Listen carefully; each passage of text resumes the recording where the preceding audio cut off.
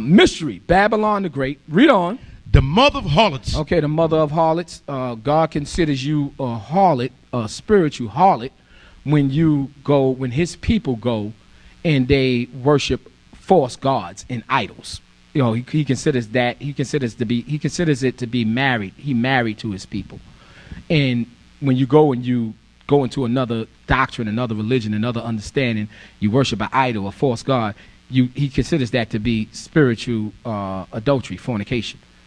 So that's why I said the mother of harlots, because here in Babylon, in America, they have something that's called freedom of religion. You're free to worship, anything. You can worship a book. You can worship the floor. You can worship the rat. You can worship Satan. You can worship anything. Okay. So this is the mother of harlots. Read on. And abominations of the earth. Abominations of the earth, the most filthy, wickedest, unimaginable, unthinkable, nasty acts is being done right here in America. Okay. I mean, to just say homosexuality is not even good enough no more. They done outdid that, okay? You don't get homosexuality. That's the old news. Yeah. Now you got gender confusion. You got damn people waking up in the morning, a man, and saying, "Today I feel like being a woman," and that has to be respected. You can walk into the woman's locker room while they putting on their bra. I'm just like you. It just didn't grow yet. What is this? The abomination of the earth. The most filthiest, the most incredibly wicked, two men sitting up there. Do you take Harry to be your lawfully wedded husband? I do. And Larry, do you take Harry to be your lawfully wedded husband? Yes. Like, what the hell is this? A dog walked by and looked and kept walking. Like, what the hell is this? Even animals know better than that. You're going to tell me about something you see on National Geographic where you had two faggot animals. Okay. All right. Well, good for you. They learned from the white man. Okay. All right. That's how you explain that one. Read on. And I saw the woman drunken with the blood of the saints. Okay. That means that they did a lot of killing of God's people. The saints is God's people. They doing a lot of killing. This system, this kingdom is still in existence. So not dead as if it's in past tense. Okay, drunk. When you drunk, that means that you overdid it. You indulged. You did, and they killed God people. All through our captivity, all through our slavery, and since all the way up, even up to now, is nothing but the Lord's people being killed. The Lord is telling you they're the primary responsible ones. They're the ones that's responsible for killing God's people. That means they behind a whole lot of conspiracy theories. When you don't know what happened, crimes that went unsolved, a lot of violence that's going on within the communities that they love to, just like Satan do, be the accuser of the brethren. They love to say, well, what about black on black crime? But you'll be shocked to realize that this wicked government and their agencies, the agencies that you think is the holy grail of law enforcement, we call them chaos. Everybody in the truth know them as chaos, okay? Chaos agents, okay? These are really people that is, bent on creating chaos, not law and order. But you call them the FBI, the CIA. Notice how the FBI took the front runner role. It used to be the CIA. The CIA was but then it came out that the CIA was a bunch of damn no good, damn torturous murderers. Everybody, like, their reputation is just shot. Everybody know about the CIA. You understand? So now the CIA took a back seat. They went behind the shadows again, went to the shadows, even though everybody can still see them. They're in the shadows like that. And the FBI stepped up like they're the righteous now. Like they're the ones that's about, equity and justice and law for all. And they damn the same as the CIA. These are murderers. These are criminals. And a lot of people is mad as hell right now. Americans, What are you talking about? These are the people that keeps us safe. Okay, yeah, that's okay. You bought into the propaganda. Okay, these are the people that create the violence, and then come in and act like they saving the day when they're the ones that's actually responsible for creating it in the first place. Like I said, black on black crime. Okay, gangs. You're gonna understand that these gangs that's out there, that these gangs are infiltrated heavily, especially in New York, especially in California. In New York, this is the biggest office of the Chaos Institution. Okay, they got thousands of agents. They could send there's nothing for them to send 20 agents into every gang. And what they do is these will be the most trifling people in the gang. They in deep cover. They will kill and be the most murderous gang members, even though they are undercover law enforcement. And what it is they trying to motivate the other gang members to be just as trifling as them and go out and murder as much as possible. This is a tactic. This is a art. This is a plan, a strategy, a war strategy. That's part of their war strategy. They do it in war. They go among these different Muslim countries, and they dress up as Muslims, and they start killing other sects of Muslims. They would kill Sunnis. If they're not Sunni Muslim, to create war between the different factions of Muslims, and they were caught doing this. We might interject this in the DVD. They were caught doing this and arrested. They undressed the Muslim, and come to find out they was white men, acting like they were Sunni, spraying up and killing people to just start havoc and war. In late September of 2005, in the British-controlled city of Basra, 2 British Special Forces SAS commandos attacked a group of police at a checkpoint, killing one and injuring another. When they were finally subdued and brought into custody, their car was filled with plastic explosives, automatic weapons, rocket-propelled grenades, and other bomb-making materials. Why would members of Britain's most elite fighting force, the Special Air Services, be dressed up like Arabs out shooting police with a car full of plastic explosives in a city that had been racked by sectarian violence? The governor of Basra in Iraq ordered that the British soldiers be held for trial for the murder they'd committed. Within hours of their incarceration, dozens of British tanks and hundreds of soldiers assaulted the main police station in Basra, killing jail guards and police in the process. To free the 2 commandos, over 150 prisoners escaped, and the controlled mainstream media reported on the incident as if it was no big deal. And you think this ain't going on in the inner city? Yes, of course it is. Of course it is. And then they come back like they're the righteous. Listen, the crime statistic says that the black people are killing black people. We got to do something about this. We got to. The crime is just off the hook. And they all about, well, what about you killing your own people? What about this country is wicked as hell, and they not right? What about you killing your own people? Who killed Kennedy? You tell us about that. What about you? Well, who killed Kennedy? You ain't solved that one yet, huh? Well, I'm about to get into another topic. For you not to see how wicked this king, and then it's all out there. The history of it is there. And you got people that's just so simple, especially our people. I don't even want to call them our people, because you ain't our people yet until you come back into the truth, okay?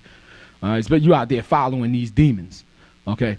And you want to sit there and just forget about everything that was ever done. You want to forget, who killed Malcolm X? You still believe in that? Who killed Martin Luther King? Huh? Who killed Khalid Muhammad? Like I said, who killed all these people? Guess what? I'm hit you with something else. Biggie and Tupac. Who killed them? Huh? Biggie and Tupac. Now we know thou has a devil. He said, hey, boy, Biggie and Tupac in this, like they on the level of Martin Luther King. No, but they was trying. Didn't I tell you that they start conflict? Didn't I tell you that? What they tried to do was they tried to get the West Coast and the East Coast to erupt in nothing but violence and have a West Coast, East Coast thing. Y'all don't remember that? You're not old enough to remember that? And that's why both of them was put to death by this government. This government is the ones that put them to death.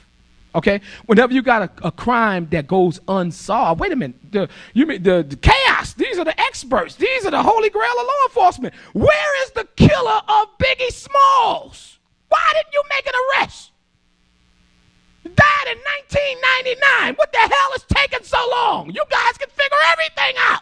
Can't you? Where's the killer too? How come these people murderers were never found? And when you see stuff like that, how you get away? How you coming from a concert? There's security all over the place, police all over the place, and you assassinate somebody and get away, and there's no evidence. Do you think that's done by an amateur? That's done by a professional killer, okay? People that been killing, for a long, that they make a career out of killing. Okay, an amateur don't do that. An amateur leave all kind of evidence, throw the gun in the street, run and trip, lose a shoe. That's what an amateur do, and he's usually get caught before the week is out, okay? That's what an amateur do. Professional killers is the ones that usually don't leave a trace.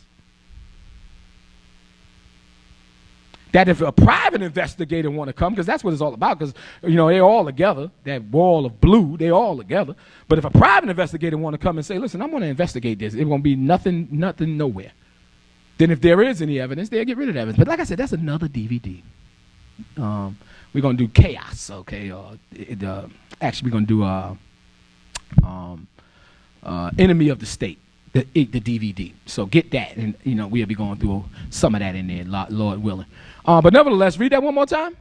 And I saw the woman drunk with the blood of saints. So yeah, that's what got me into this. The Lord said, and you can trust God. Again, the word of God is never wrong. He said they are drunk with the blood, with our people's blood, just constantly killing them and killing them and killing them and killing. They're murderers. Read on.